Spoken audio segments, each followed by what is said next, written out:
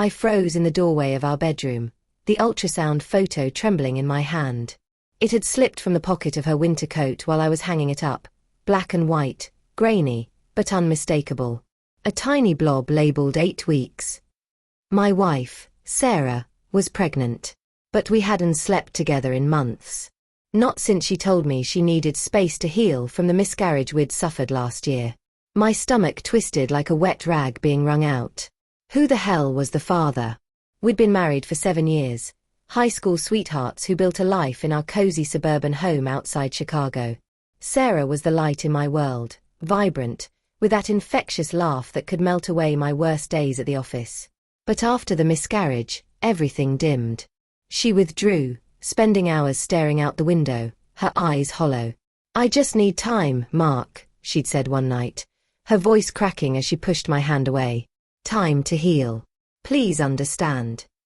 I did. Or I tried to. I gave her space, slept on the couch, cooked meals she barely touched. I thought we were grieving together, even if apart. The first crack in my denial came a few weeks later. Sarah started going out more, therapy sessions, she called them, or walks to clear my head. She'd come home smelling faintly of cologne, not hers, and her phone would buzz incessantly. I'd catch her smiling at the screen, a secretive curve to her lips that used to be reserved for me. "Work stuff," she'd mutter when I asked, avoiding my eyes. I wanted to believe her. God, I did. Suspicion felt like betrayal on my part, like I was failing her all over again. One evening, as rain pelted the windows, I couldn't hold it in. We were in the kitchen, her stirring pasta sauce that smelled too much like the takeout she claimed to hate. "Sarah, who's texting you so much?" I asked, trying to keep my voice steady. She flinched, nearly dropping the spoon. "Just a friend from the support group. Why are you interrogating me?" Her tone was sharp, defensive, like I'd accused her of murder. I backed off, mumbling an apology, but the seed was planted. That night, I lay awake, heart pounding, replaying every odd moment. The late nights, the new lingerie I'd found tucked in her drawer, the way she'd started wearing makeup again, but not for me. Denial wrapped around me like a fog. Maybe she was healing in her own way. Maybe the cologne was from a hug at group therapy. I threw myself into work, ignoring the gnawing ache in my chest. But the clues piled up, subtle at first, then glaring. Her car mileage didn't match her stories, extra trips to places she never mentioned. A receipt for a coffee shop downtown, time-stamped during her therapy. I started checking her phone when she showered, hating myself for it. Nothing incriminating at first, just deleted messages. Then, one day, a notification popped up. "Can't wait to see you tonight, babe." From a contact saved as yoga instructor. Anger simmered beneath the hurt, bubbling up in quiet moments. Who was this guy?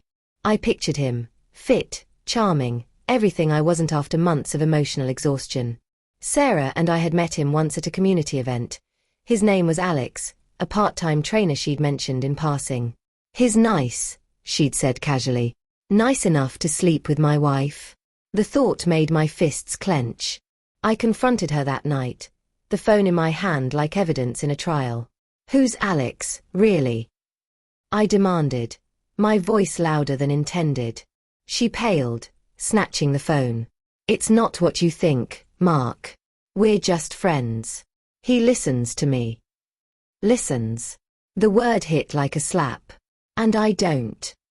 I shot back, tears stinging my eyes. "I've been here every day, trying to support you." She crumpled onto the couch, sobbing. "You don't understand the pain. The miscarriage, it broke me. Alex makes me feel alive again." Her confession hung in the air, incomplete but damning.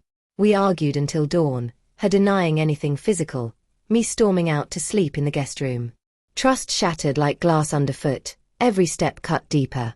The ultrasound was the final blow. I'd found it that afternoon, after she'd left for another walk. I sat on the bed, staring at it, calculating dates. 8 weeks. We'd last been intimate 10 weeks ago, but she'd pulled away even then. It couldn't be mine. Heartbreak crashed over me in waves, raw, suffocating. I waited for her return, the photo burning a hole in my pocket. She walked in humming, a glow on her face I hadn't seen in ages. "Hey, honey," she said, kissing my cheek absent-mindedly. I pulled out the photo. "What's this?" Her eyes widened, color draining. "Mark, I was going to tell you." "Tell me." Rage boiled up. "Tell me what?" "That you're pregnant with some guy's kid? Alex's." She sank to the floor, hands over her mouth. It happened so fast. I didn't plan it. After the miscarriage, I felt so empty. He was there, and one thing led to another. Her words sliced through me. "You needed time to heal. From us. From me." I yelled, pacing the room. She nodded through tears. "I love you, Mark, but I was lost.